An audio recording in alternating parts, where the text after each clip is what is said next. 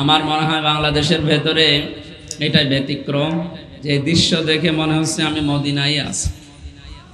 কারণ মক্কা মদিনাতে শেষে রমজানের এই 10 দিন ওদের কাছে রাত দিন নেই, সারা রাত জেগে রসুলের ওই কথা মেনে ওনারা ইবাদতেই লিপ্ত আছে। মাগরিব পড়ার পরেই কিছুক্ষণ বিরতি দিয়ে এশার নামাজ, এরপরে তারাবি, এরপরে রাত 1টায় শুরু হয় কিয়ামুল লাইল, তাহাজ্জুদের নামাজ, এরপরে সেহরি খেয়ে ওনারা রাখার পরে সেই দৃশ্য আজকে আপনারা তৈরি করেছেন। মদিনার সাথে যেন এই চকরিয়াকে আল্লাহ মিলিয়ে দেন।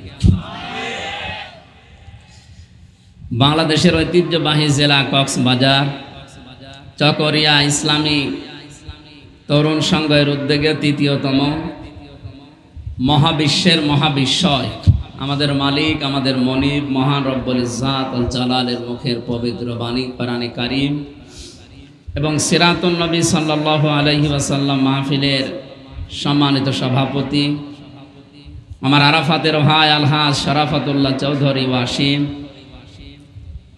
উপস্থিত আছেন আলহাজ মাওলানা আকবর আহমেদ, আতালাল্লাহু উমরাহু ওয়া বারাকাল্লাহু ফি হায়াতি, বলেন আমিন। তরুণ যুব সংঘ যারা এই মাহফিলের খেদমতে আঞ্জাম দিয়েছি, যে মা তাদেরকে পেটে নিয়েছি, আল্লাহ যেন খাদিজাতুল কুবরার মতো বানিয়ে দেন।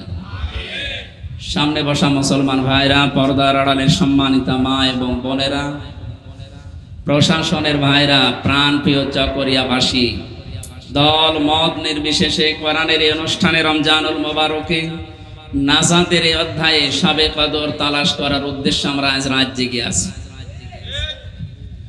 শুধু 27শে রমজানই শবে কদর এটা নবী বলেননি, শেষের 10 দিনের বেজোড় যে কোনো একদিন হয়ে যেতে পারে। সুতরাং উদ্দেশ্য নিয়ে আমরা যেহেতু আজকে রাত জেগে আছি, আমাদের সারা রাত যেন জেগে থাকা ইবাদত হিসাবে আল্লাহ গণ্য করে নেন। শরীর সুস্থ রেখে মন মানসিকতা ইসলামের দিকে মনোনিবেশ করে যে আল্লাহ আমাদেরকে নিয়ে আসলেন এখানে, খুশি হয়ে বলেন আলহামদুলিল্লাহ। যদিও আমি এত রাত জাগার পক্ষে না, কিন্তু রমজানের শেষের 10 দিন আর মদিনার যে দৃশ্য দেখে আসলাম এই 14-15 দিনে, আল্লাহ রাব্বুল আলামিন, আমি আবার দোয়া করছি আল্লাহ কক্সবাজার চকরিয়াকে যেন মদিনাতুল মনোয়ারার সাথে কবুল করেন। সত্যি একটা জান্নাতের পরিবেশ মনে হচ্ছিল এই 14 দিনে। কোনো ভয় নেই, কোনো চিন্তা নেই মানুষের, রাত দিন 24 ঘন্টা, রাত 2টা 3টায় মহিলারা মসজিদে আসতেছে বিনা ভয়ে, কোনো ভয় নেই, শুধু আল্লাহর ভয় ছাড়া। চিন্তাই নেই, ডাকাতি নেই, চুরি নেই, কোনো ভয় মানুষের ভেতরে নেই। ওই রকম দৃশ্য আজকে অন্তত এই কয়েক কিলোমিটার মনে হচ্ছে। এই চকরিয়া বাজারের আশপাশে এই দৃশ্যটা, এটা যদি সারা বাংলাদেশের দৃশ্য হয়, এইটাই আমাদের কাছে মিনি জান্নাত, এটাই দরকার।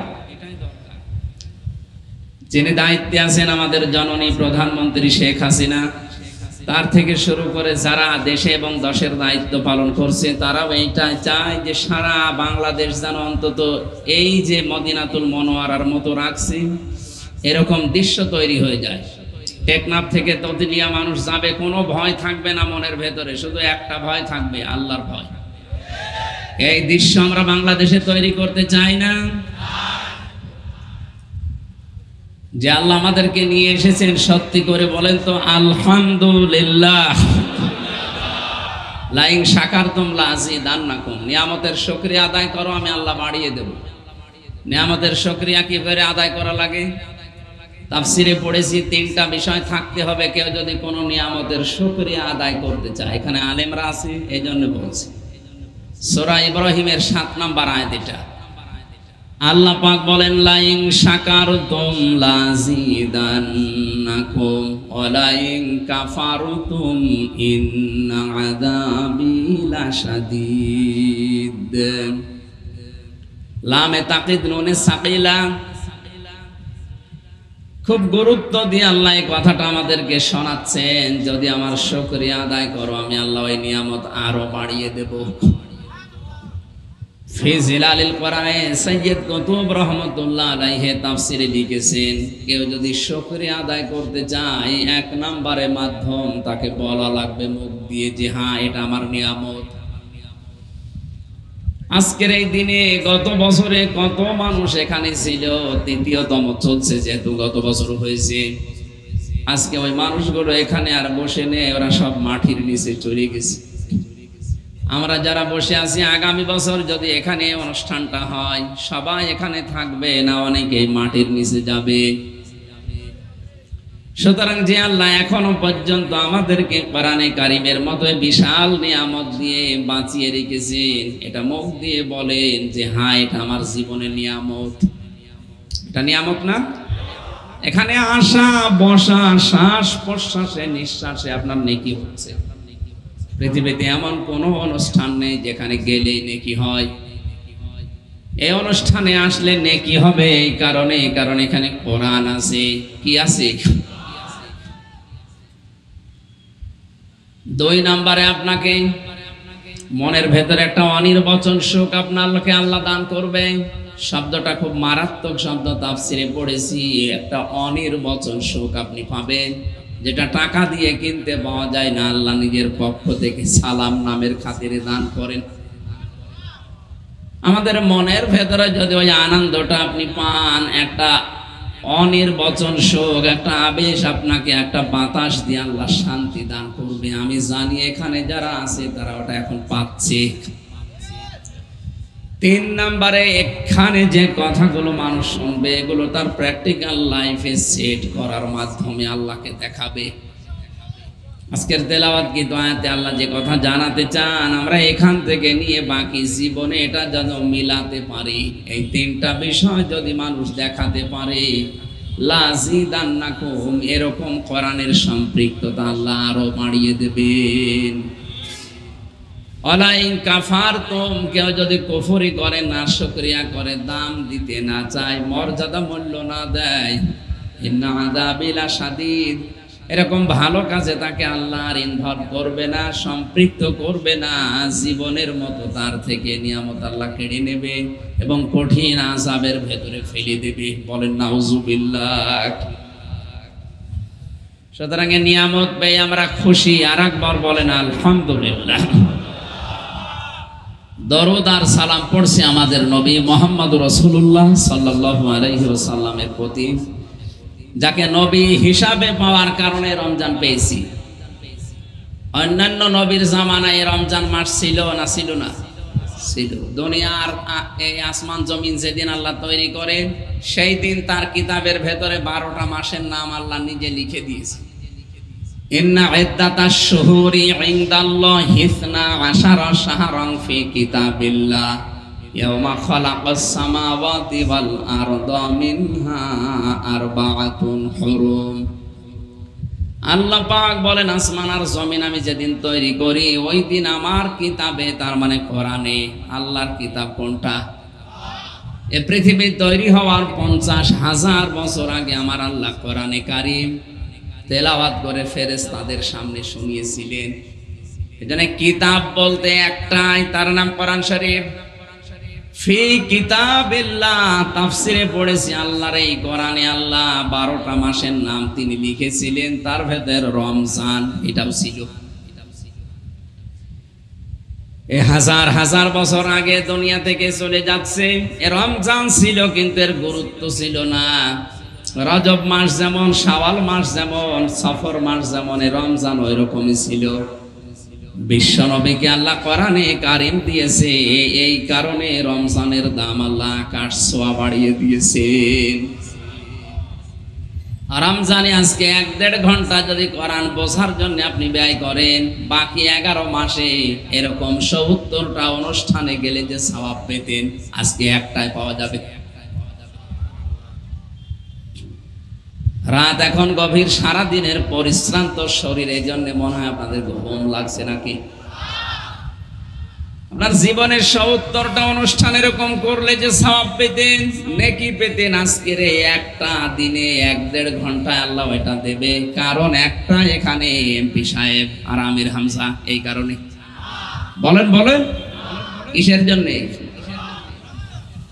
ইন্না আনজালনাহু ফি লাইলাতিল কদর, অবশ্যই আমি আল্লাহ কোরআনে কারীম নাজিল করেছি লাইলাতুল কদরের রাতে।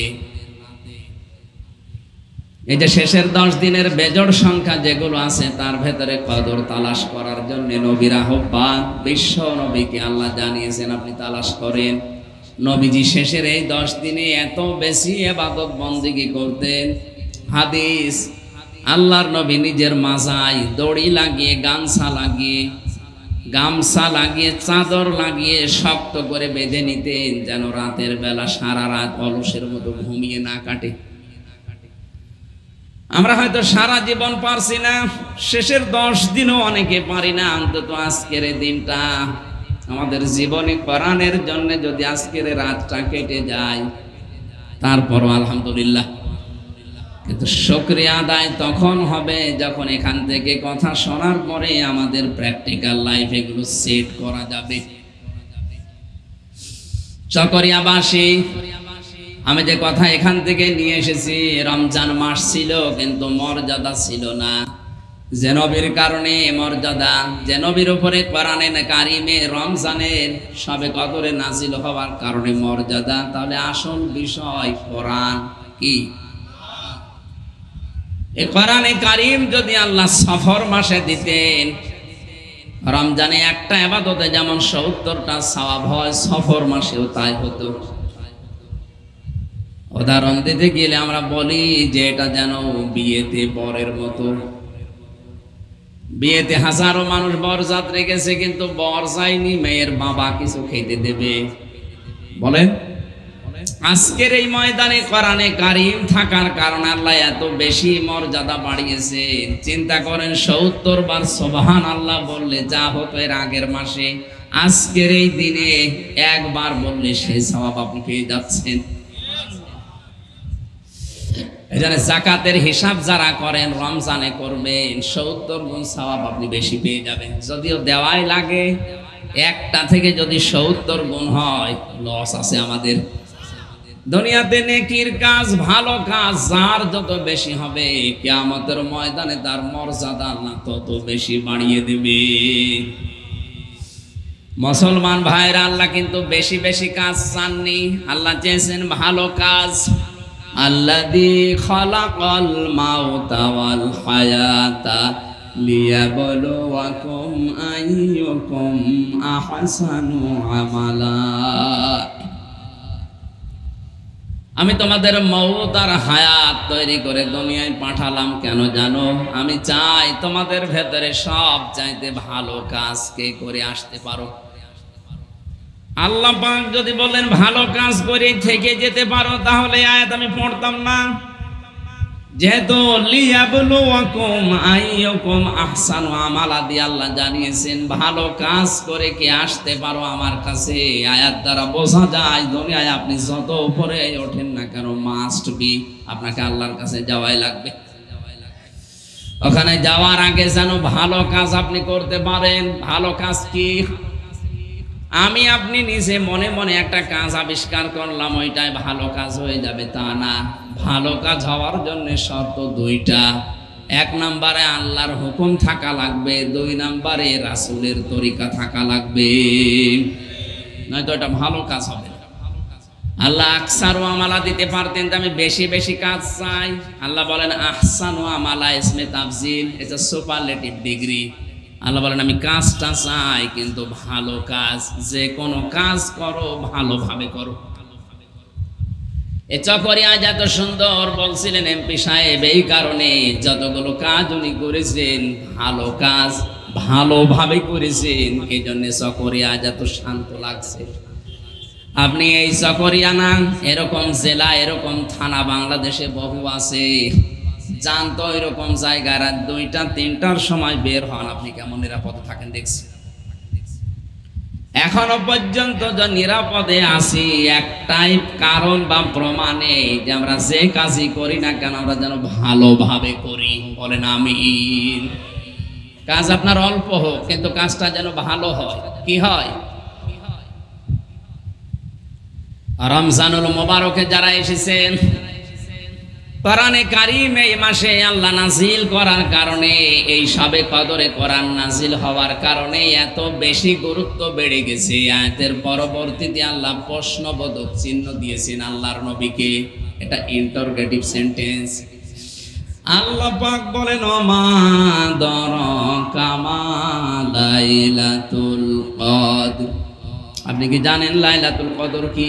এতক্ষণ যেটা বলছি যে লাইলাতুল কদরে কোরআন আমি নাজিল করলাম, আপনি শুধু শুনে চুপ করে আছেন। আপনি কি জানেন এটা কি?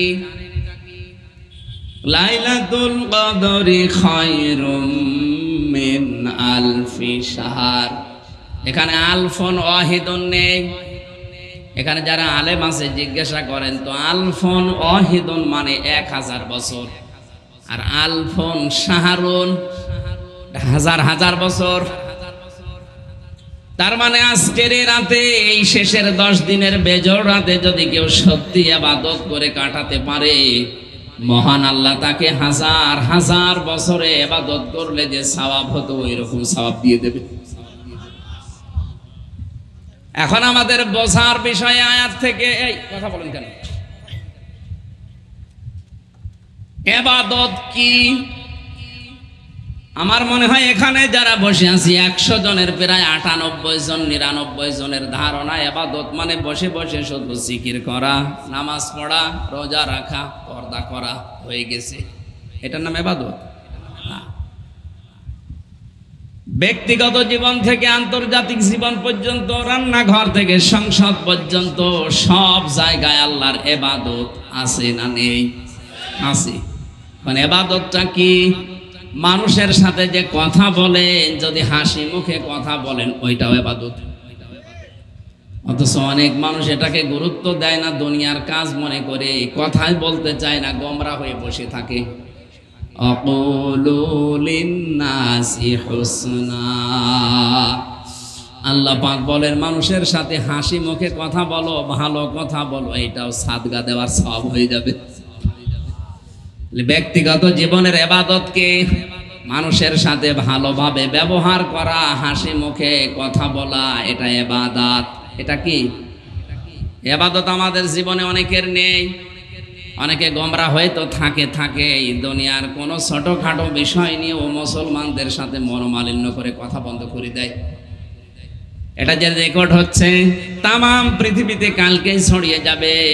সবাইকে উদ্দেশ্য করে বলছি, পৃথিবীর কোনো ছোটখাটো জিনিস নিয়ে যেন আপনি মন খারাপ করে কোনো মুসলমানের সাথে কথা বন্ধ করে থাকবেন না। 3 দিন যদি পার হয়ে আপনার মরণ হয়ে যায়, আপনি কিন্তু বেঈমান হয়ে জাহান্নামে যাওয়া লাগবে। অথচ এখানে কত মানুষ আছে 3 দিন না, 3 বছর না, 30 বছরও ওই মুরগিতে ধান খেয়েছে, এই নিয়ে কথা বন্ধ করে দিয়েছে। এরকম মানুষ নেই দেশে? যেহেতু এটা ইবাদত, এই মুহূর্তে মনোমালিন্য মিলিয়ে ফেলেন। আল্লাহর নবী বলেন যাদের কথা বন্ধ হয়ে গেছে, প্রথম যে লোকটা সালাম দিয়ে কথা আরম্ভ করবে, এই লোকটা আমার আল্লাহর কাছে সবচাইতে বেশি প্রিয় হয়ে যাবে। আমাদের যাদের এই অভ্যাসটা খারাপ হয়ে গেছে, কিছু হলেই কথা বন্ধ করে দেয়, এখনই মনোমালিন্য মিটিয়ে ফেলবেন। যদি আগে থেকে উদ্যোগ নিয়ে কাজটা করতে পারেন, আপনি আল্লাহর কাছে প্রিয় হয়ে যাবেন। ইবাদত 2 নম্বরে আমরা বুঝি না। ব্যক্তিগত জীবনের ইবাদতের পরে মানুষের ইবাদত শুরু হয় সামাজিক জীবনে। কোন জায়গায়? পারিবারিক জীবনে ইবাদত আছে, সামাজিক জীবনে ইবাদত আছে, রাজনৈতিক জীবনে ইবাদত আছে, অর্থনৈতিক জীবনে ইবাদত আছে, সামাজিক জীবনে ইবাদত আছে, সাংস্কৃতিক জীবনে ইবাদত আছে, ধর্মীয় জীবনে ইবাদত আছে, আন্তর্জাতিক জীবনে ইবাদত আছে। সব জায়গায় আল্লাহ ইবাদত সেট করে রেখেছেন। আমরা আসলে ইবাদতই মনে করি শুধু রাতে সুবহানাল্লাহ আলহামদুলিল্লাহ 2 রাকাত নামাজ না। এসবে কদর এসেছে আপনাকে ইবাদত।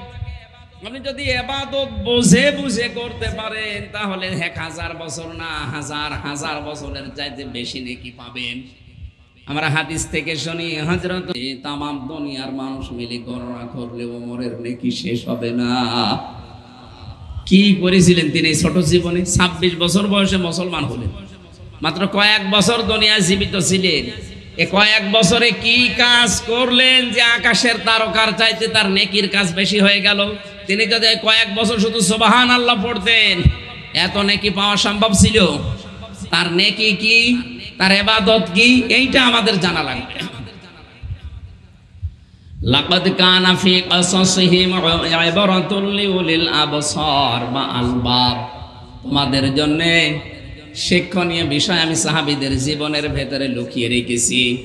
এইজন্য সাহাবায়ে কেরাম রিদওয়ানুল্লাহি তাআলা আলাইহিম আজমাইন যেভাবে ইবাদত বুঝেছিলেন এবং করেছিলেন, আমরা যদি আমাদের এই ছোট্ট জীবনটায় ওই ইবাদত ওইভাবে করতে পারি, কসম আল্লাহর, হয়তো সাহাবীদের বরাবর সম্ভব না, কিন্তু কিয়ামতে সাহাবীদের সাথে হাসর করা সম্ভব। হযরত ওমর ইবাদত বুঝেছিলেন, এই ভালোভাবে শুনবেন, আপনি আমি ইবাদত কি বুঝি আর উনি কি বুঝেছিলেন। খলিফাতুল মুসলিমিন আমিরুল মুমিনিন, রাতের বেলা তিনি বেশিরভাগ সময় ঘুমাতেন না, ইবাদতে কাটাতেন। ইবাদতটা কি তার? শুধু বসে বসে সুবহানাল্লাহ আলহামদুলিল্লাহ নামাজ পড়তেন নাকি? গভীর রজনীতে বের হয়ে দেখলেন একটা লোক বাড়ির ভেতরে প্রবেশ করে, মরুভূমি, আর বের হয়ে যায়, আবার প্রবেশ করে বের হয়ে যায়। তার হাত চেপে ধরলেন, এই বেটা কে তুমি? বারবারে বাড়িতে ঢোকো আর বের হও। লোকটা বলে, আপনি কে? আমি তো এই বাড়ির মালিক। হযরত ওমর বলে, আমার ভুল হয়ে গেছে, মালিক, বারবার প্রবেশ করো বের হও, কোন কারণে? নিজের বাড়ি। লোকটা বলে, পথিক, আমার মতো বিপদে দুনিয়ায় কেউ নেই, আমার স্ত্রী সন্তান সম্ভবা, এখনই তার বাচ্চা হবে, কিন্তু এ বিষয়ে আমি একেবারে অনভিজ্ঞ, কিচ্ছু জানি না। স্ত্রী আমার কান্নায় ভেঙে পড়েছে, অস্থির হয়ে গেছে ব্যথার যন্ত্রণায়। আমার বাড়িতে কোনো ধাত্রীও নিয়ে এ বিষয়ে জানাশোনা, আমি এজন্য স্ত্রীর কষ্ট দেখে সহ্য করতে না পেরে বারবার বের হয়ে আবার যাই। হযরত ওমর বলেন, আমার মাথায় যেন বাজ পড়েছে, আমার এলাকায় আমার দেশে এরকম বিপদে আছে। তিনি দৌড় দিয়ে বাড়িতে গেলেন, স্ত্রীকে ডাক দিয়ে বলেন, আব্দুল্লাহর মা আল্লাহ জান্নাত বিক্রি করছে, যদি কিনতে চাও তাড়াতাড়ি আমার সাথে দৌড়াও। ও কক্সবাজারবাসী, তারা ইবাদত করেছিল এইটা, নিজের স্ত্রীকে সঙ্গে নিয়েছেন। সাধারণ মানুষ না তিনি, ওই সময় দেশের প্রেসিডেন্ট। স্ত্রীকে বললেন, কিছু ন্যাকড়া নাও, কিছু কাপড় নাও, তেল নাও, কিছু আটা নাও, এগুলো নিয়ে গেলেন, ওই লোকটার বাড়িতে প্রবেশ করালেন। ডাক দিয়ে বলে, ভাই আমার সাথে এখানে বসেন। কিছুক্ষণ পরেই ভেতর থেকে আওয়াজ এলো, খলিফাতুল মুসলিমিন, আপনার বন্ধুকে সুসংবাদ দেন, তার একটা পুত্র সন্তান হয়েছে, সন্তান সুস্থ আছে, মাও সুস্থ আছে। হযরত ওমর বলেন, আলহামদুলিল্লাহ। যার সন্তান সে বলছে নাউজুবিল্লাহ। হযরত ওমর বলে, ভাই আপনার তো ছেলে, আপনার তো খুশি হয়ে আলহামদুলিল্লাহ পড়ার কথা, আপনি নাউজুবিল্লাহ পড়েন কেন? লোকটা বলে, খলিফা, এই কথাটা শোনার পরে আমি নাউজুবিল্লাহ পড়ছি, কারণ এর আগে আমি সচক্ষে আপনাকে দেখি নাই। আপনি দেশের দায়িত্বে আছেন, আরে গভীর রজনীতে কোন জায়গা থেকে কোন মহিলা ধরে এনে আমার স্ত্রীর কাছে পাঠিয়ে দিলেন, এত বড় খেদমত করলেন, এত বড় উপকার করেছেন, পকেট থেকে কয়েকটা টাকা দিয়ে বললেন নেন, ওই মহিলাকে দিয়ে দেবেন। রাতের বেলা যে নার্স, যে ধাত্রী, যে সেবিকা নিয়ে এসেছিলেন, তাকে টাকাগুলো দিয়ে দিয়েন। হযরত ওমর বলে, ভাই রাতের বেলা আপনার স্ত্রীর খেদমত করার জন্য যে মহিলাকে নিয়ে এসেছিলাম, ওটা পেশাদার কোনো নার্স না, সেবিকা না, ধাত্রী না, ওটা আমার নিজের স্ত্রী। আপনি নিজের মনকে জিজ্ঞাসা করেন তো, ইবাদত তারা কি বুঝেছিল আর আমরা কি ইবাদত বুঝি? আজ লক্ষ লক্ষ কোটি কোটি টাকা অনেকের ব্যাংকে পড়ে আছে, ছাতা পড়ে যাচ্ছে, অথচ নিজের এলাকায় 10 জন মানুষের কর্মসংস্থান তৈরি করে দেয় না। আমি এর আগেও একবার এসেছিলাম এখানে, এই হোটেলে আমি 1 ঘন্টা মতো ছিলাম। ওখান থেকে জিজ্ঞাসা করে জানতে পেরেছিলাম যে এটা ওনার। এখানে হাজারো মানুষের কর্মসংস্থান তৈরি হয়েছে, হাজারো মানুষ হালাল রুজি উপায় করে খাচ্ছে। আমি ওই দিনই দোয়া করেছিলাম, আল্লাহ এই জাফর আলম সাহেবের জীবনের কিছু যদি কবুল না হয়, এই মার্কেটের মাধ্যমে যত যুবকের কর্মসংস্থান উনি তৈরি করে দিয়েছে, হযরত ওমরের সাথে যেন আল্লাহ তাকে কবুল করে নেয়। ইবাদত উনি যদি এটা ইবাদত মনে করে থাকে, আসলে এটা ইবাদত। কি করবেন আপনার টাকা দিয়ে? আমি আপনাকে রমজানেও দান করতে বলছি না। আপনি দান করতে যদি ইমানে না কোলায়, দান করার দরকার নেই। আপনার টাকাগুলো ব্যাংকে পড়ে ছাতা পড়ে যায়, ওগুলো তুলে একটা ওয়ার্কশপ তৈরি করেন। এখানে শুনলাম যে মার্কেটও ছিল না, এটা এর পেছনে কিছুই ছিল না, জলাশয় ছিল। এ বিশাল আয়োজনে যিনি খেদমত সেই ছোটবেলা থেকে আপনাদের পেছনে লেগে আছে, এই যে হাজারো মানুষের কর্মসংস্থান তৈরি করে দিয়েছে, এটা যদি ইবাদত উনি না বুঝতো, জীবনও করার কথা ছিল না। শুধু নামাজ, রোজা, হজ, যাকাত নিয়ে পড়ে থাকতো। বিএ, অনার্স, এমএ এমনি লেখা নেই। শিক্ষিত মানুষ বুঝেছে যে ইবাদত আসলে কি, অনেকে আমরা জানি না। কুনতুম খায়রা উম্মাতিন উখরিজাত লিন্নাস, আল্লাহ বলেন তোমরা শ্রেষ্ঠ জাতি, তোমাদের শরীর বড়, তোমরা লম্বা চওড়া বেশি, গায়ে গোশত আছে বেশি, এই জন্য নাকি বলেন না? আমরা শ্রেষ্ঠ এই কারণে আল্লাহ আমাদেরকে বের করেছেন মানুষের কল্যাণ করার জন্য। আপনার দ্বারা যদি মানুষের কল্যাণ না হয়, আপনি বুঝবেন আল্লাহর কাছে আপনি আর কুকুর সমান। আমি একটা শক্ত কথা বলছি, এবার রাগ হচ্ছে। কিয়ামতের দিন মুসলমান দাবি করার পরে 4 প্রকার মানুষ জাহান্নামে যাবে। কি দাবি করার পর? আরো জোরে বলেন বলেন। মুসলমান দাবি করার পরও 4 প্রকার মানুষকে আল্লাহ জাহান্নামে দেবে। তার 1 নম্বরে যারা মুসলমান দাবি করে কিন্তু নামাজ পড়ে না, সে যে দলের লোক হোক, ও জাহান্নামে যাবে। আপনি লিখে নিন, সূরা মুদ্দাসসিরে আছে। ফেরেশতা জিজ্ঞাসা করবে, যিনি দারওয়ান আছে, মালিক ফেরেশতা, জাহান্নামের গেটে জাহান্নামী মানুষদেরকে বলবে, আপনি জাহান্নামে আসলেন কেন? মা সালাকাকুম ফি সাকার ক্বালু লাম নাকু মিনাল মুসাল্লিন। বলবে আপনি জাহান্নামে এসেছেন কেন? আপনার নাম, এই যে তালিকা আল্লাহ আমাকে দিয়েছে, নামটা দেখি তো মুসলমান মনে হয়। আপনি তো মুসলমান নিজেও দাবি করছেন, জাহান্নামে আসলেন কেন? যত মানুষ জাহান্নামে গেছে, এক বাক্যে তারা জবাব দেবে, লাম নাকু মিনাল মুসাল্লিন, দুনিয়ায় নামাজ পড়তাম না, এই কারণে আল্লাহ জাহান্নামে দিয়েছে। কক্সবাজারবাসী ভালো করে এখানে জবাব দেবেন। কোন হিন্দু কি বলবে আমি নামাজ পড়তাম না? এই কথা বলেন না কেন? কোন খ্রিস্টান বলবে, কোন বৌদ্ধ, কোন ইহুদি, কারণ ওরা নামাজ, ওদের নামাজ নেই। এ কথা বলতে পারে তাহলে কারা? যারা মুসলমান দাবি করে নামাজ পড়ে না। এই জন্য আল্লাহর ফতোয়াটা বিশ্বাস করে আজকে থেকে জীবনে কাজে লাগাবেন।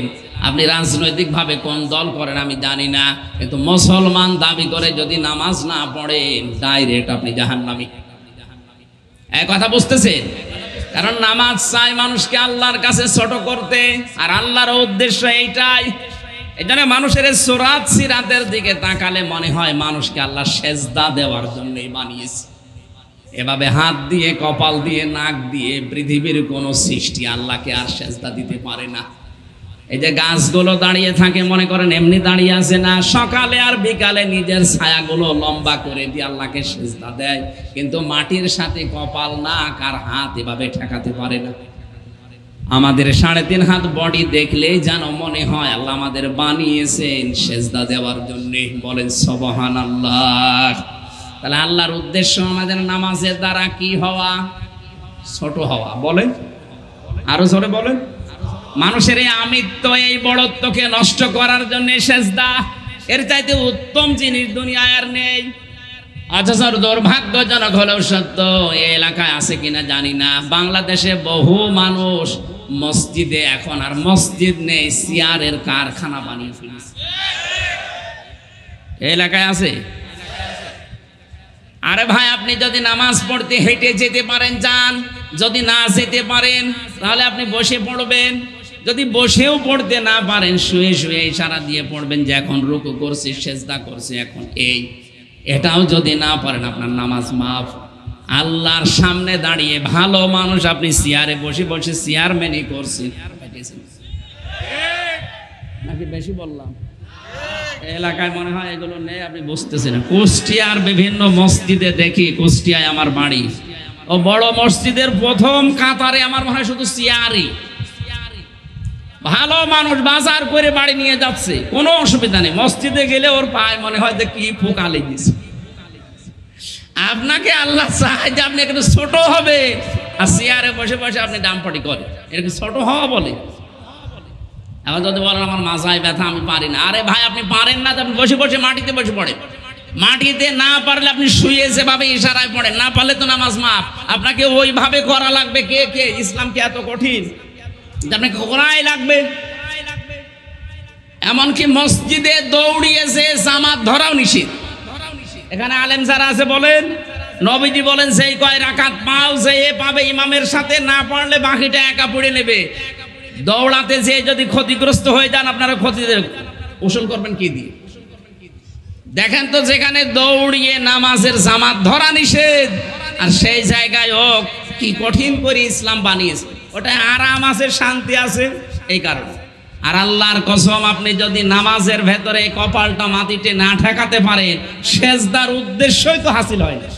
কারণ সেজদায় নামাজে যেয়ে সেজদাকে আল্লাহকে কুদরতি পা মনে করা লাগবে, যেটা আল্লাহর কুদরতের পা। এমন একটা অনির্বচন সুখ আপনি ওখানে পাবেন। এখানে লম্বা করে একটু সেজদা দেওয়ার চেষ্টা চালান। জেলখানায় আমি এই যে 3টা বছর কাটিয়ে আসলাম, আমার নিজের অপরাধের জন্য নাকি? কে কোথায় কি করেছে সেই দোষ আমার উপরে চাপিয়ে বিনা কারণে আপনি আটক করে রাখলেন। যাই করেছি তারা জবাব দেবে কিয়ামত। এখানে যাওয়ার পরে আমি যেটা এর আগে জানতাম না, যেটা আমি পেয়েছি সেটা সেজদার মজা। আপনি যদি রাতের বেলা, ওখানে তো কোনো কাজ কাম নেই, 24 ঘন্টা তালাবদ্ধ থাকি। এই রাত 2টায় 2:30টায় উঠে যদি একেবারে আজান পর্যন্ত 2 ঘন্টা 2.5 ঘন্টা 1-1.5 পারা কোরআন শরীফ নামাজে পড়ে 45 মিনিট 50 মিনিট যদি একটা সেজদা দিয়ে মনের কথাগুলো বাংলা ভাষায় মাতৃভাষায় বলা যায়, এখানে একটা মাসলা বলা দরকার। এই এখানে নড়াচড়া বন্ধ করেন। এই মাসলাটা জানেন কিনা আমি জানি না। নফল নামাজে আর সুন্নত নামাজে আপনি যদি নিজের মনের কথাগুলো সেজদায় গিয়ে বাংলা ভাষায়ও মাতৃভাষায়ও বলেন, অসুবিধা নেই, এটা জায়েজ আছে। যেহেতু আমাদের ভাষা আরবি না, আমরা মাতৃভাষা আরবি, আমরা বুঝি না কি বলি, এই জন্য আপনি বাংলায় দোয়া করবেন যে আল্লাহ আমার এই অসুবিধা আছে, আমি সেজদায় পড়ে বলছি। কারণ সেজদায় গেলে আল্লাহর মাঝে আর বান্দার মাঝে কোনো পার্থক্য থাকে না, একেবারে কাছাকাছি হয়ে যায়। সাহাবী প্রশ্ন করলেন, হে নবী, বান্দা কখন আল্লাহর নিকটবর্তী হয়? বিশ্ব নবী বলেন, মানুষ যখন সেজদায় চলে যায় তখন আল্লাহ আর বান্দার মাঝে কোনো ফারাক থাকে না। তাহলে ওই জায়গায় যে আপনি আরবিতে যে কথা বলতেও না পারেন, আপনি বাংলায় বলেন যে আমার ব্যবসার এই জিনিস সমস্যা হচ্ছে, আল্লাহ তুমি দান করো, আমার জীবনের এই অপরাধের জন্য আমার এখন আফসোস হচ্ছে, আল্লাহ তুমি এটা আমারে ক্ষমা করে দাও। যদি চোখের পানি নিয়ে আবেগ নিয়ে কথাগুলো বলতে পারেন, একটা আলাদা সুখ আপনি পাবেন। সেজদার যে মজা, এটা আমরা আসলে অনেকে জানি না, এই জন্য সেজদা দিতে চাই না। 40-45 মিনিট 1 ঘন্টা যদি একটা সেজদায় পড়ে পড়ে আবেগ নিয়ে পেছনের অপরাধের কথা স্মরণ করে কাঁদতে পারেন, আপনি দেখবেন স্ত্রী ব্যবহার করার চাইতেও বেশি আনন্দ পাচ্ছেন। এ পৃথিবীতে স্বামী স্ত্রীর মিলনের চাইতে তো আনন্দদায়ক বিষয় দুনিয়ায় আল্লাহ আর দেয়নি। এর চাইতে বেশি মজা পাওয়া যাবে যদি সেজদায় আল্লাহ আপনাকে পেয়ে যান। আমি নিজে পরীক্ষিত, এই জন্য আমলটা বললাম। মনের ভেতরে যখন অশান্তি লাগবে, রাতের বেলা লম্বা করে একটা সেজদা দিয়ে যদি কাঁদতে পারেন, মনে করবেন আল্লাহ আপনাকে নিজে মাথায় হাত বুলিয়ে দিচ্ছে। মুসলমান দাবি করার পরে যারা সেজদা দেয় না, তারা যাবে কোথায়? আরো জোরে। আর কারো ফতোয়া লাগবে? 2 নম্বরে, ওলাম না কোনো তিমুল মিসকিন, যারা এতিম মিসকিনদের খাবার দেয় না, দারিদ্র মুক্ত সমাজের জন্য যারা কাজ করে না, এরা মুসলমান দাবি করলেও জাহান্নামে যাবে। আমাদের জননী প্রধানমন্ত্রী শেখ হাসিনার জীবনে কি কবুল হবে কি হবে না আমি অন্তত জানি না, কিন্তু এই কাজটা আমার কাছে ভালো লাগে। এই যে একটি খামার একটি বাড়ি, এই প্রকল্পের মাধ্যমে হাজার হাজার লক্ষ লক্ষ মানুষের একটা মাথা গোজার ঠাঁই হয়েছে আর একটা কর্মসংস্থান হয়েছে। এই কথা বলেন না কেন? কত লক্ষ লক্ষ মানুষ একটা ঘর পেয়েছে, অন্তত মাথাটা গুছতে পারে। একটি খামারের মাধ্যমে নিজের একটা কর্মজীবন তৈরি করতে পেরেছে, হালাল রুজি উপায় করার একটা ব্যবস্থা করতে পেরেছে, মানুষের কাছে হাত পাতা অন্তত লাগে না। এই কাজটা যিনি উদ্যোগ নিয়ে করলেন, আল্লাহ যেন এই ওসিলায় তারে মাফ করে দেন, বলেন আমিন। 560টার উপরে মসজিদ বানিয়েছে বাংলাদেশে। আরে ভাই, মন্দির তো বানায়নি, অন্তত মন্দির বানালে সেখানে আল্লাহর সাথে শিরিক হতো। মসজিদ বানিয়েছে, কিছু না হলেও সেজদা তো দেওয়া হবে। কথা বলেন। সব কাজেই যদি আপনি সমালোচনা করেন না, মানব কল্যাণে যে কাজগুলো করেছে, এই বঙ্গবন্ধু টানেলটার দিকে তাকান, পদ্মা সেতুর দিকে তাকান, বাংলাদেশের রোড ঘাটগুলো অন্তত যাই হয়েছে, হ্যাঁ মারিং কাটিং হয়নি তা না, সত্য কথা তো বলাই লাগবে, মারিং কাটিং করেছে। বেগম পাড়া যারা বানিয়েছে তাদের ওই টাকাগুলো নিয়ে বাংলাদেশে ফেরত নিয়ে আসা দরকার। এগুলো মানুষ না, এগুলো জানোয়ারের চাইতেও খারাপ। আপনার টাকা নিয়ে বাইরের দেশের উপকার করবেন মানে এ দেশে কর্মসংস্থান তৈরি করা যায় না। এবাদতই বসে নাও, মনে করে একবার সুবহানাল্লাহ পড়লে জান্নাতে বিশাল গাছ হবে, এই তো এবাদত। কে বলেছে আপনাকে? এবাদত তো এইটা আপনার দ্বারা যেন মানুষের কল্যাণ হয়। আজ এই এবাদতটা না বোঝার কারণে আজ আমরা এখনো পর্যন্ত বিশ্বের কাছে হাত পেতে থাকি। প্রধানমন্ত্রী আমার মনে হয় এবাদতটা এভাবে বুঝেছেন, এই জন্যই তো একটি ভাড়ি একটি খামারের এই প্রকল্পটা চালু করেছে। লক্ষ লক্ষ মানুষ এই প্রকল্পের মাধ্যমে আওতায় এসে আজ হাত তো পাতা লাগে না। আপনি চাষ করে খান, মুরগির খামার দেন, ছাঁচের খামার দেন, হাঁসের খামার দিয়ে অন্তত নিজে মানুষের কাছে ভিক্ষার থলি না নিয়ে যদি 1-2টা টাকা দান করতে পারেন, এই হাতটা আল্লাহর কাছে অনেক দামি। এই হাতটার চাইতে সুবহানাল্লাহ বলতে পারেন না? ভিক্ষুকের জাতি থেকে অন্তত দান দেওয়া, মানুষকে সাদগা দেওয়া, এই জাতি যদি বানানোর চেষ্টা উনি করে, এ কাজে যদি তাকে সম্পৃক্ততার সাহায্য কেউ না করে, সে জাহান্নামে যাবে। আমি আবার বলছি বাংলা ভাষায়, যারা দারিদ্র মুক্ত সমাজের জন্য কাজ করে, আপনার দলের লোক না হোক, তার পেছনে আপনাকে থাকা লাগবে। এই কথা বুঝতেছেন? দারিদ্র মুক্ত সমাজের জন্য যারাই কাজ করবে, সে যেই হোক, তার পেছনে আপনাকে থাকা লাগবে, না আপনি জাহান্নামে যাবেন। কোন হুজুর নিয়ে আসবেন, নিয়ে আসেন। যারা দারিদ্র মুক্ত সমাজের জন্য কাজ করে না, সে যে হোক, কোথায় যাবে? 3 নম্বরে মুসলমান দাবি করে জাহান্নামে যাবে তারা। ওয়া কুন্না নাখুদু মাআল খায়দিন। যারা সমালোচনা করে, যারা পেছনে মানুষের কথা লাগালাগি করে, তালাতালি করে, এর কথা ওর কাছে লাগায়। এলাকায় মনে হয় আয়াত বলা ঠিক হচ্ছে, এই আয়াত এলাকায় আছে। এটা কত বড় অপরাধ হয়তো আপনি টের পাচ্ছেন না। এই যে তালাতালি করা, এর কথা ওর কাছে লাগিয়ে মানুষের সম্পর্ক যারা নষ্ট করে দেয়, এরকম লোক যদি এলাকায় থাকে, ওই এলাকার মানুষের দোয়া কবুল করা আল্লাহ বন্ধ করে দেয়। মুসা নবীর জামানা একবার বৃষ্টি বন্ধ হয়ে গিয়েছিল, চাটিয়াল ময়দানে উম্মতদেরকে নিয়ে তিনি দোয়া করলেন, আল্লাহ তুমি বৃষ্টি নাজিল করো। আল্লাহ বলেন না, বৃষ্টি হবে না। মুসা নবীর মতো এত বড় পাওয়ারফুল নবী উম্মতদেরকে নিয়ে 3-3বার মোনাজাত করে আল্লাহ হাত ফেরত দিয়ে দিলেন। তিনি রাগী নবী ছিলেন, রেগে গেছেন। ডাক দিয়ে বলে, মালিক এগুলো নয়, আমার উম্মত, আমার মায়া লাগছে। তোমার তো বান্দা, তোমার মায়া লাগে না? আল্লাহ বলেন, মায়া লাগে, কিন্তু বৃষ্টি দেব না। না, বৃষ্টি দেওয়াই লাগবে। আল্লাহ পাক এবার জবাব দিয়েছেন, মুসা বৃষ্টি দিতে পারি আমি এখনই, কিন্তু তুমি যাদেরকে নিয়ে দোয়া করছিলে, ওর ভেতরে নামিমা, তালাতালি করা একজন লোক আছে।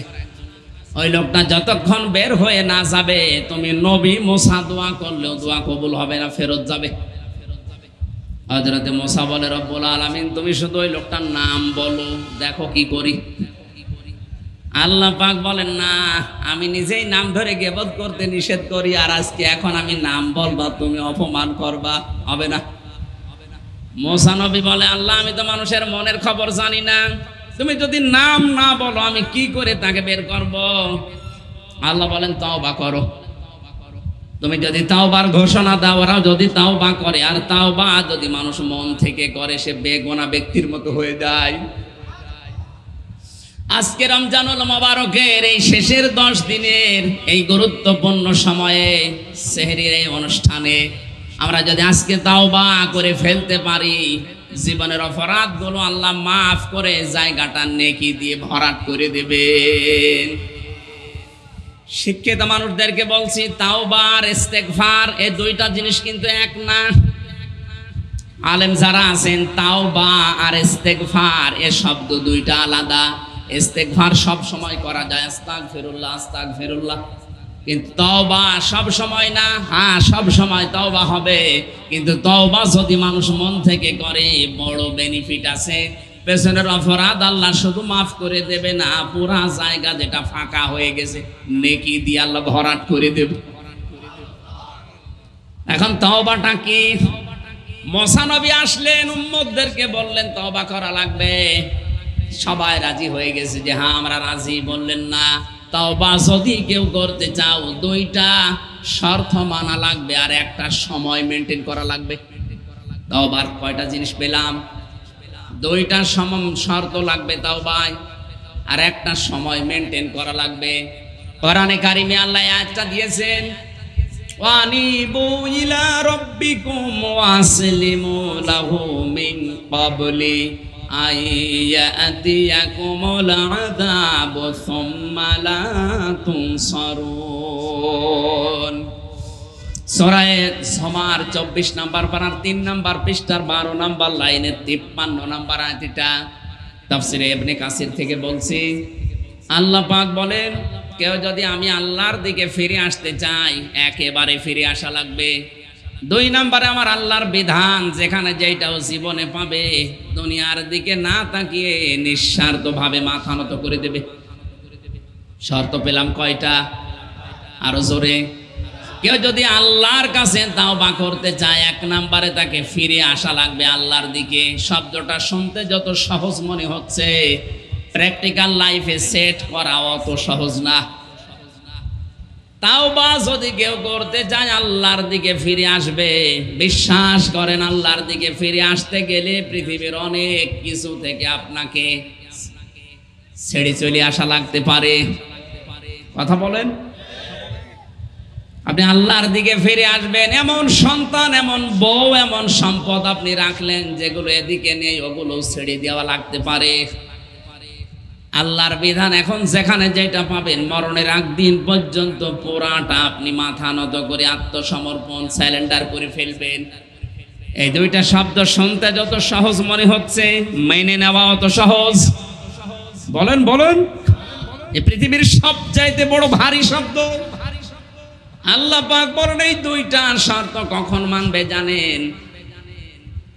ওই দিন আসার আগে, যেই দিন তোমাদেরকে আর সাহায্য করা হবে না। কক্সবাজারবাসী সবাই জানি আমাদের সাহায্য করা হবে না মরণের সময়। কখন? বলেন বলেন। আর মরণ তো আসবে 100 বছর পর। কখন? বসে আছেন আপনি, দাঁড়াবেন সে গ্যারান্টিও আপনার হাতে নেই। সুতরাং এখনই মরণ আসতে পারে, আর তাওবা করা লাগবে এখনই। কখন? আমরা এই মুহূর্তে আল্লাহর দিকে ফিরে আসতে রাজি আছি। যখন যে বিধান পাবো, দুনিয়া একদিকে গেলেও না, আমি আল্লাহর বিধান মানবই। এই দুইটা শর্ত এই সময় যদি মেনটেন করতে পারে, আল্লাহ পাক বলেন, কুলিয়া ইবাদিয়াল্লাযীনা আসরাফু আলা আনফুসিহিম লা তাকনাতু মির রাহমাতিল্লাহ। হে নবী, আমার বান্দাদেরকে বলেন, জুলুম করে, নফসের উপরে জুলুম করে, অত্যাচার করে জীবনটা যারা নষ্ট করে ফেলেছে, শয়তানের ধোঁকায় দুনিয়ার তালে পড়ে জীবনটা শেষ হয়ে গেছে, নৈরাশ হয়ে যেও না আমি আল্লাহর রহমত থেকে। এখনো যদি ফিরে আসতে পারো, আমি আল্লাহ মাফ করে দেব। রমজানুল মোবারক যেহেতু মাসের মাপের মাস, এটা নবীজি জানিয়েছেন রমজান মাস পাওয়ার পরেও কোনো মানুষ যদি তার জীবনের অপরাধ মাফ করাতে না পারে ওই লোকটা ধ্বংস হয়ে যাক। বলেন নাউজুবিল্লাহ। চাকরিয়াবাসী নবী যদি বলে ধ্বংস হয়ে যাক, এটা কবুল হতে দেরি হবে। সুতরাং আজকের রমজানে এই শেষের 10 দিনে জাহান্নাম থেকে নাজাতের পালা চলছে। এখন কাজকর্ম করে যারা জাহান্নাম ওয়াজিব বানিয়ে ফেলেছি, আজকে যেন আমরা মুক্ত হতে পারি। বলেন আমিন। মুক্ত হতে হলে কি করা লাগবে? তাওবা। আরো জোরে, জোর হইল না, আর একবার বলেন। তাওবা মানে আস্তাগফিরুল্লাহ। কি? আল্লাহর দিকে ফিরে আসবেন, আল্লাহর বিধান পেলে আত্মসমর্পণ করবেন। সময় কখন? এক্ষুনি। কখন? মুসা নবী এ কথা জানালেন উম্মতদেরকে। উম্মতেরা এ কথা জানার পরে ডাক দিয়ে বলে আমরা রাজি আছি সবাই।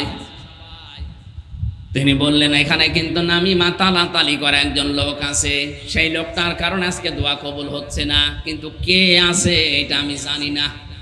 আমি এখন সবাইকে নিয়ে তওবা করছি, সবাই এই নিয়মে তওবা করো। তওবা করার পরে যখন হাত তুললেন, সঙ্গে সঙ্গে বৃষ্টি নাজিল করে দিয়েছেন। ও চকরিয়াবাসী, কি বুঝলেন এই হাদিস থেকে? এই দোষে যারা দোষী আছেন এই মুহূর্তে নিজের চরিত্রকে পাল্টাবেন। তালাতালি করে এর সাথে ওর কথা লাগিয়ে সম্পর্ক আপনি নষ্ট করে দিচ্ছেন, তাকে কালার বানিয়ে দিচ্ছেন লোকটার কাছে। মাঝখান থেকে আপনি নিজে আল্লাহর কাছে কালার হয়ে যাচ্ছেন। ওই লোকটা হয়তো 1 দিন 2 দিন 5 দিনে তার এই চরিত্রকে সংশোধন করে মানুষের কাছে প্রকাশ করে প্রচার করে ক্ষমা চেয়ে সে ভালো হয়ে যেতে পারে। কিন্তু আপনি তার জীবনে কালিমা দিয়ে দিলেন, নষ্ট করে দিলেন তার জীবনটাকে কালিমা দিয়ে, উল্টা পাল্টা কথা তার নামে লাগিয়ে আপনাকে মাপ পাওয়ার জন্য আপনার রাস্তা কই? আমি একটা কঠিন কথা বলছি। সূরা নিসা 5 নাম্বার পারা 15 নম্বর পৃষ্ঠা 12 নাম্বার লাইনের 112 নাম্বার আয়াত। এটা ওয়ানি ওমাইয়াকসিব খাতিয়াতান আও ইসমান সুম্মা ইয়ারমি বিহি বারিআন ফাকাদ ইহতামালা বুতানা ওয়া ইসমাম মুবিনা। তোমাদের ভেতর অনেক মানুষ এমন আছে নিজে অন্যায় করে, আর এই অন্যায়টা একটা ভালো মানুষের উপরে চাপিয়ে তাকে কালার করে দেয়, নিজে ভালো সাজে। এ দোষ বাংলাদেশে নেই? আরো জোরে বলেন। কত মানুষের নামে আপনি মিথ্যা মামলা দিয়ে তার জীবনটা নষ্ট করে দিলেন, অথচ ওই লোকটা ওই সম্পর্কে কিছুই জানে না। নাকি এটা দেশে এখনো শুরু হয়নি? যারা এই জুলুমে আছেন তারা থামেন। আজ হাজারো মামলার আয়ু যারা এরা যে কি জবাব দেবে আল্লাহর কাছে আমার তো বুঝে আসে না। যে বানিয়ে বানিয়ে একজনের নামে আপনি চার্জশিট তৈরি করে দিলেন, অথচ ওই কাজগুলো ওই লোকটা করে নাই। আপনার কারণে যদি ওই লোকটা বছরের পর বছরে জেলখানায় থেকে জীবন নষ্ট হয়, কিয়ামত পর্যন্ত আপনি সেজদা দিলেও আপনার সেজদা কবুল হবে না। এটা আমি বানালাম নাকি? সূরা নিসা। কোন সূরা?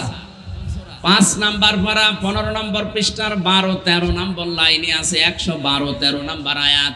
তাফসিরে ফি জিলালিল কোরআন, তাফসিরে হক্কানি, প্রায় 11 থেকে 12টা তাফসিরের মুফাসসির আয়াতের ব্যাপারে একমত।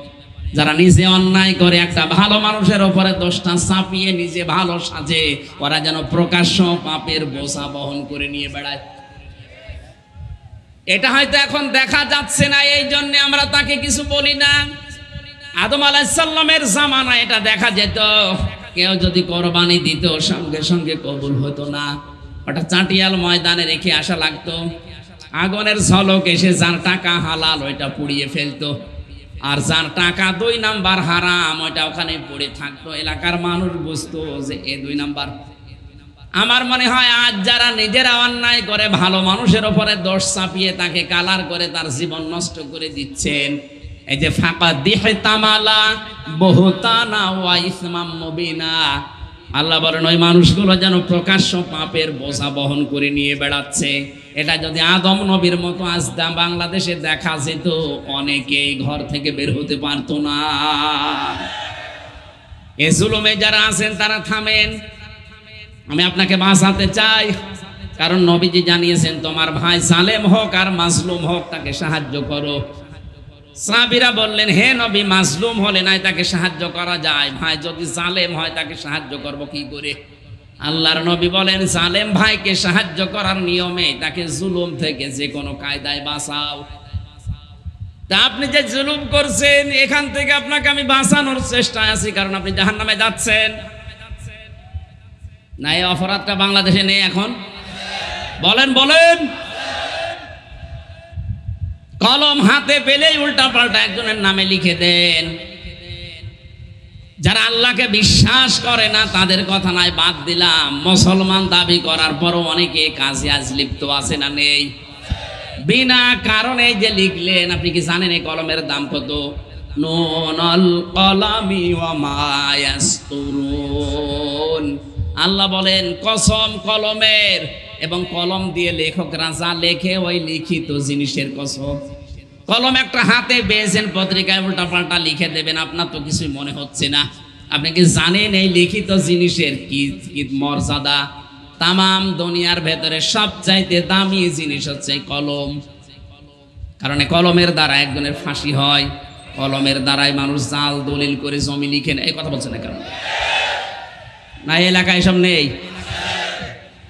হাজারো মানুষের জমি জাল দলিল করে লিখে নেয় মানুষ কি দিয়ে? আরো জোরে। শরেক ফাঁকে দেওয়া মানুষ যদি এখানে থাকেন একটু হাত তোলেন তো। একজন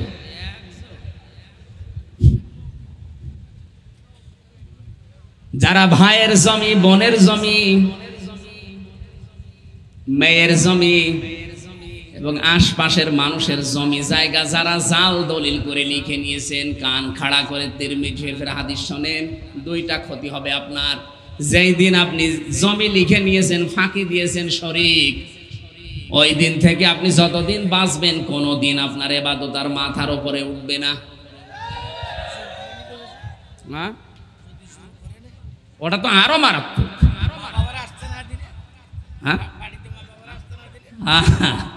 আমি ওইদিকে যাচ্ছি একটা একটা।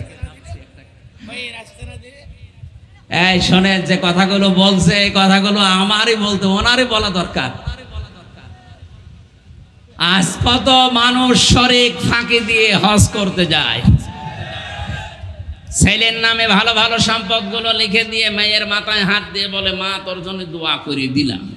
ওটা একটা নির্ভেজাল শয়তান। এই তুই দোয়া তো করবি, ওরে ফাঁকি দিলি কেন? আগে ওর জমি ফেরত দে, এরপরে দোয়া কর।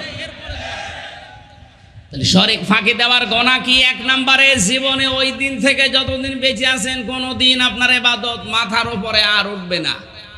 দুই নম্বরে যখন মারা যাবেন ঈমান পাবেন না, বেঈমান হয়ে মরবেন। বলেন এই সুসংবাদ খুব ভালো। এরপরেও যদি কেউ এই মানুষের জমিন ফাঁকি দেওয়া, শরীক ফাঁকি দেওয়া বন্ধ না করেন, ভাই ভাইয়ের জমি লিখে নিয়েছেন, আপনি মানুষ, আপনি আবার নামাজ পড়েন, রোজা রাখেন, হজ করে এসেছেন, আপনার হজ আমার মনে হয় বাংলাদেশে আসা দূরের কথা, জেদ্দার বিমানবন্দরও আসে নাই। আজ কত সন্তান এই বাংলাদেশে নিজের মা বাবাকে রাস্তায় পর্যন্ত ফেলে দিচ্ছে। কয়েকদিন আমি সৌদি আরবে থাকাকালীন কয়েকটা ভিডিও দেখছিলাম, 4 ছেলে 2 মেয়ে, এই 6 জন মিলে বাবার সম্পদগুলো সব নিজেদের নামে লিখে নিয়ে বাবাকে রাস্তায় ছেড়ে দেওয়ার সিদ্ধান্ত নিয়েছে। এই বাংলাদেশে কোন জেলায় যেন দেখলাম। এটা কি নাউজুবিল্লাহ না সুবহানাল্লাহ? না না, শুধু নাউজুবিল্লাহ পড়লে হবে না। উনি বলছিলেন না, ইসলামী শিক্ষায় শিক্ষিত না হওয়ার কারণে এই 6টা সন্তান মানুষ করেছেন আপনি কিভাবে? মা বাবা যে কি জিনিস ওরা তো জানেই না। আল্লাহর পরে মা বাবার স্থান, সেই শিক্ষাটাই 6টা সন্তানের একটাও পায়নি। এজন্য তারা বউ ছেলে মেয়ে নিয়ে ব্যস্ত আছে, নিজেদের সম্পদগুলো বাবারটা সব নিজের নামে লিখে বাবাকে রাস্তায় ফেলে দেওয়ার সিদ্ধান্ত নিচ্ছে। এটা শুধু ছেলে মেয়েদের দোষ নাকি ওই বুড়ো লোকটার দোষ আছে? আপনাকে আহ্বান জানাবো, ছেলে মেয়ে যাদের আছে ইসলামী শিক্ষায় শিক্ষিত করেন, নয়তো আপনাকেও শেষ বয়সে বৃদ্ধাশ্রমে থাকা লাগতে পারে। কারণ আপনার সন্তান তো জানে না যে আপনি কি জিনিস, আল্লাহর পরে যে আপনার স্থান ও তো জানেই না। ওকে শিক্ষা দেন এইটা। একদিকে দুনিয়া চলে যাবে, একদিকে আপনি তাও সব বাদ দিয়ে আপনার দিকে থাকবে। কারণ আপনাকে আল্লাহ যে মর্যাদা দিয়েছে ও তো জানে যে এটা আমার জান্নাত, এইটা আমার জাহান্নাম। কান খাড়া করে শোনেন মুসলমানেরা, এইরকম মানুষকে ভোট দেওয়া, যত অপরাধ করবে ওই লোকটা জীবনে সব ফিলাক্সি লোড হয়ে আপনার আমল। আপনি মনে করছেন ভোট এটা শুধু ভোট না, এটা একটা আমানত। এটা কি? এটা একটা সাক্ষী। আন্দাজে যার তার নামে সাক্ষী দিয়ে আপনাকে তাকে ফুলের মতো পবিত্র করে পাঠিয়ে দিলেন চেয়ারে। ওই চেয়ার পাওয়ার পরে ওই লোকটা যত অন্যায় কাজ করবে আপনার এই একটা ভোটের কারণে যতদিন বেঁচে আছেন আপনার আমল নামায় ফ্লাক্সি লোড হয়ে বিকাশ হয়ে যেতেই থাকবে। এখন যদি বলেন আমার বিকাশ নাম্বার খোলা নেই, এমনি খুলি দেবেন, বিকাশ খোলা লাগবে। এখানে এবাদত আমরা অনেকে আজ বুঝি না, এবাদত বোঝা লাগবে আমাদেরকে। হযরত ওমর এবাদত বুঝেছিলেন ওইভাবে, আর আমরা কোন ধাঁচের এবাদত বুঝি না। আমার দ্বারা যদি মানুষের উপকার না হয়, মানুষের কর্মসংস্থান তৈরি না হয়, আমার রুচিত উপায় করাই লাগবে আমার দ্বারা আরো যেন 10টা মানুষের কর্মসংস্থান তৈরি হয়। ওই লোকটা চিন্তায় থেকে, চুরি থেকে হতাশা মুক্ত জীবন পাবে। আপনি 10টা সিএনজি কিনে দিন, ও নিজে নিজে চালিয়ে অন্তত 1000 টাকা উপায় করে যদি আপনাকে প্রতিদিন 300 টাকা দিয়ে 700 টাকা তার থাকে, অন্তত চিন্তায় করা থেকে, রাহাজানি করা থেকে, ডাকাতি করা থেকে বাঁচতে পারবে। এগুলো যখন না থাকে তখনই মানুষ রাস্তায় দাঁড়ায়। এখানে বাংলাদেশে যারা ধনী মানুষ আছেন তাদের উদারত আহ্বান জানাবো, আপনি আপনার এই টাকা পয়সাগুলো বাইরে বেগমপাড়া না বানিয়ে এই দেশের মানুষের জন্য তৈরি করেন, আপনার আখিরাত তৈরি হবে।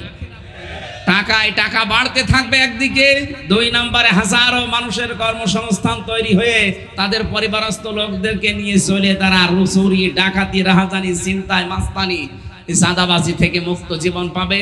আল্লাহর জান্নাত আপনার উপরে খুশি হয়ে যাবে। আল্লাহ আমাদেরকে রমজানুল মুবারকে এই লাইলাতুল কদরে এইভাবে ইবাদত করার তৌফিক দিন, বলেন আমিন। তানাজ্জালুল মালাইকাতু ওয়ার রূহ, এ রাতে ফেরেশতা নাজিল হয়। ফেরেশতা এসে আপনার সাথে হাত মেলাবে যদি আপনি এই ইবাদতের সিদ্ধান্ত নেন। আর যদি এই ইবাদতের সিদ্ধান্ত নিয়ে যান যে বসে বসে শুধু সুবহানাল্লাহ 2 রাকাত নামাজ পড়ে শেষ করে দেব, না, আপনার সাথে মুসাফা করার জন্য ফেরেশতা আসবে না। আপনাকে আল্লাহ দেখতে চায় যে আপনার দ্বারা আল্লাহর বান্দাদের কোনো উপকার হয় কিনা।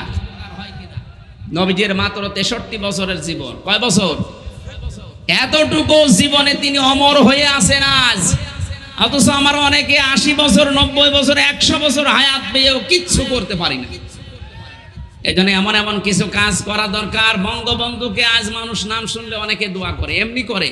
তার এই ছোট্ট জীবনে মানুষের কল্যাণের জন্য যে কাজগুলো করেছেন দুনিয়া, এই কাজগুলো যদি আল্লাহ কবুল করেন, কিয়ামত পর্যন্ত ইসলামিক ফাউন্ডেশনের কারণে সে দোয়া পেতে থাকবে। ইসলামিক ফাউন্ডেশন যতদিন এই দেশে থাকবে, যত মানুষ, যত ছোট ছোট ছেলে মেয়েরা এই ফাউন্ডেশনের মাধ্যমে কোরআন আর হাদিস পড়বে। আমার ছোট মেয়েটাও পড়ে, ইসলামিক ফাউন্ডেশনের ছাত্রী, 4 বছর বয়স, তার 8টা 9টা সূরা মুখস্থ হয়ে গেছে। বঙ্গবন্ধু আমার এই ফারিহা জান্নাতকে কোনোদিন নাম শুনেছে, দেখেছে? বলেন।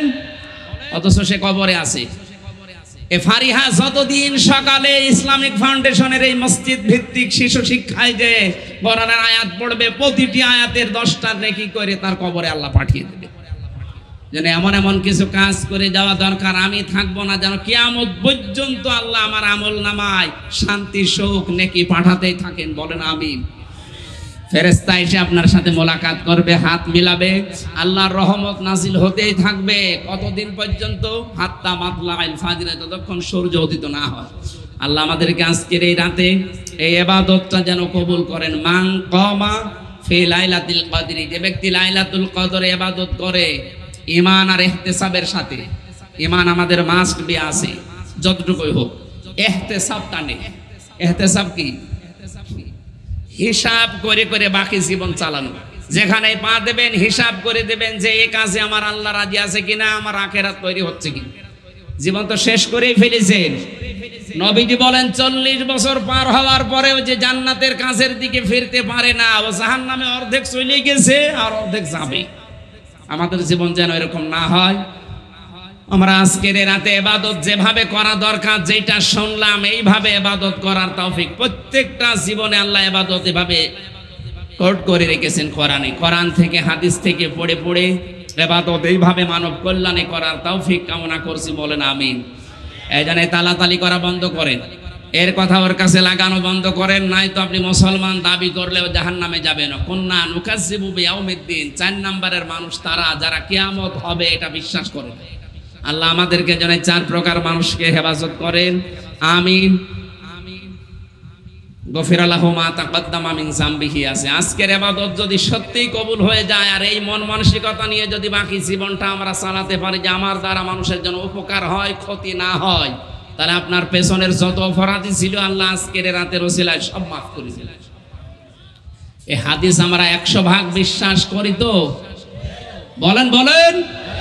বারাকাল্লাহু লানা ওয়া লাকুম ফিল কোরআনিল আযীম। আল্লাহুম্মা আমিন। মোনাজাত হবে, সবাই বসেন, মাথা নিচু করেন, চক্ষু বন্ধ করেন, জীবনের অপরাধগুলো স্মরণ করেন। রব্বানা যালামনা আনফুসানা ওয়া ইল্লাম তাগফির লানা ওয়া তারহামনা লানাকুনান্না মিনাল খাসিরিন। রব্বুল আলামিন রমজানুল মুবারকের শেষের 10 দিনের একটা দিন, গুরুত্বপূর্ণ একটা সময়ে, তাহাজ্জুদের সময় চলছে, সেহরি খাওয়ার সময় চলছে। হাজার হাজার বান্দা বান্দি আমরা পবিত্র এই রজনীতে গুনার বোঝা মাথায় নিয়ে জীবনের অপরাধগুলো স্মরণ করে আমরা হাত তুলেছি। আল্লাহ তাআলা জীবনের অপরাধের দিকে তাকালে হয়তো তোমার মাফ করতে ইচ্ছে করবে না। আমাদের অপরাধের দিকে তুমি তাকিও না, তোমার রহমতের দিকে তাকাও, জিন্দেগীর গুনাহগুলো মাফ করে দাও। যত গুনাহ করিয়াছি গোপনে মাফ করে দাও আল্লাহ তুমি নিষ্গুণে। তুমি যদি মাফ না করো বান্দাকে, বলো তোমার বান্দা যাবে কার কাছে? আদর করিয়া মানুষ আল্লাহ বানাইয়া কেমনে দিবা জাহান্নামে ফেলিয়া। রব্বুল আলামিন কক্সবাজার চকরিয়া এই চলন্ত পথের পাশে দাঁড়িয়ে আমরা বসে আমরা সারা রাত জেগে জেগে তোমার কোরআনে কারীম চাতক পাখির মতো শুনছিলাম। আমার তো মনে হচ্ছে সারা রাত যদি তোমার কোরআনে এখানে বসাতাম কেউ বাড়ি যেত না। আজ 2-3 দিন আমি ঘুমাতে পারিনি, অসুস্থ শরীর নিয়ে বিশাল পথ জার্নি করে তোমার নবীর রওজা জিয়ারত করে সরাসরি এখানে চলে এসেছি। অসুস্থ শরীরে যতটুকু কথা বলেছি এদেরকে তুমি ওমরের মতো শোনার মানার তৌফিক দাও। যে যুবকগুলো এই মাহফিলের আয়োজন করতে গিয়ে শ্রম দিল আল্লাহ, এখানে আসার পরে যে যুবকদের অ্যাক্টিভিটিস দেখে আমার মনটা ভরে গেছে, এই যুবকদেরকে তুমি ওমরের মতো বানিয়ে দাও। আমার তো মনে হচ্ছে বিশ্ব নবী যদি এখন বেঁচে থাকতেন এই যুবকরা জীবন দিয়ে হলেও তাকে পাহারা দিত। এইরকম মন মানসিকতা যে যুবকদেরকে তুমি দিয়েছো, এদেরকে যেই মা পেটে নিয়েছে মায়ের পেট তুমি খাদিজার মতো বানিয়ে দাও।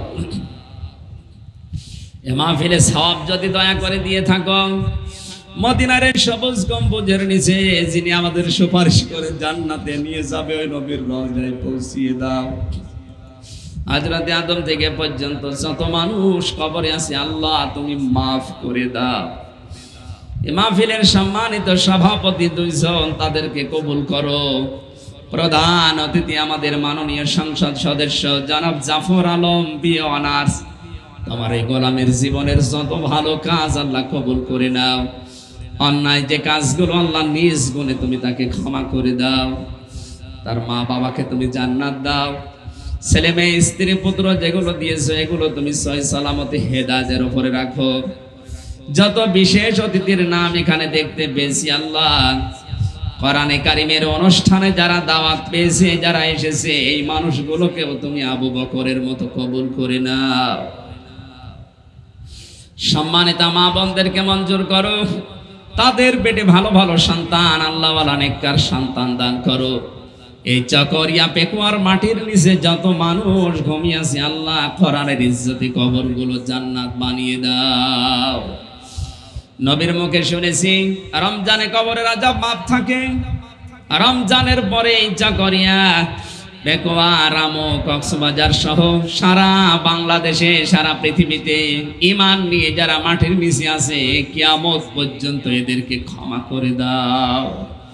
আমাদের শরীরটা সুস্থ রাখো, তোমার ইবাদতের জন্য আমাদেরকে কিছুদিন বাঁচিয়ে রাখো। কখন কার মরণ চলে আসে জানি না, মরণের সময় যেন ঈমান নসিব হয় সেই তৌফিক দিও। আমাদের জননী শেখ হাসিনা থেকে শুরু করে যারা দেশ এবং দেশের দায়িত্ব পালন করছে, আল্লাহ তুমি সততার সাথে পালন করার তৌফিক দাও। বাইরের দেশের যে সকলের চোখগুলো আমাদের দেশের উপরে পড়েছে, আল্লাহ তাআলা এই ষড়যন্ত্র থেকে বাংলাদেশকে তুমি বাঁচাও। অনেকেই আমাদের দেশটা নিয়ে রাজনীতি করতে চায়, খেলা করতে চায়, কোথায় সে আমেরিকা, কোথায় সে রাশিয়া, চীন। আল্লাহ তাআলা এরা আমাদেরকে গেঁড়া কলে ফেলে আমাদের ব্যবহার করতে চায়। তুমি ঈমানের উপরে, আমলের উপরে টিকে থেকে ষড়যন্ত্র মোকাবেলা করার তৌফিক দাও। ফিলিস্তিনের মুসলমানদেরকে তুমি বাঁচাও, কেউ নেই তাদের, আল্লাহ তুমি হামে ও নাসির হয়ে যাও।